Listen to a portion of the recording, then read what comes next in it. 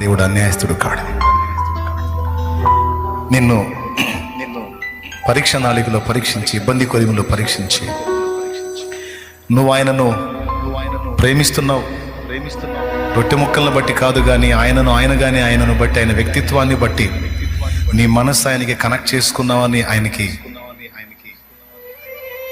నిర్ధారణ అయితే, పరీక్షా కాలం పూర్తయితే నా దేవుడి కార్యాలు ఎలా ఉంటాయో ముందు నువ్వు చూస్తావు. ఫినిష్. నిర్ధారణ అయిందా? ఎట్లా ఉంటుందో తెలుసా? నువ్వు కేకేస్తున్నా పట్టించుకున్నట్టు పోతుంటాడు. నువ్వు కేకేస్తున్నా సరే, అయ్యా అయ్యా అయ్యా అని అంటున్నా సరే, అస్సలు నాకు తెలియదు, నువ్వెవరో నాకు తెలియదు, నాకు సంబంధం లేదన్నట్టు పోతుంటాడు.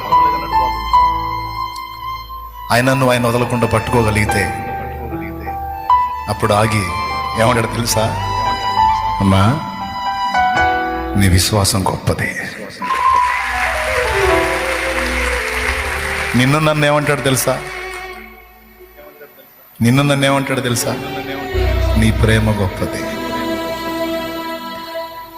నేను ఇబ్బంది కొలిమిలో పెట్టి నానా బాధలకు అప్పగించిన, నన్ను ప్రేమిస్తానే ఉన్నావు, నన్ను అసహించుకోవాలా, ఏం చేసావు నాకు అని ప్రశ్నించలా. రా, నీకు సిద్ధపరిచినవన్నీ ఇక నీకు ఇస్తాను రా అంటాడు ఆయన. ఇస్తాడు,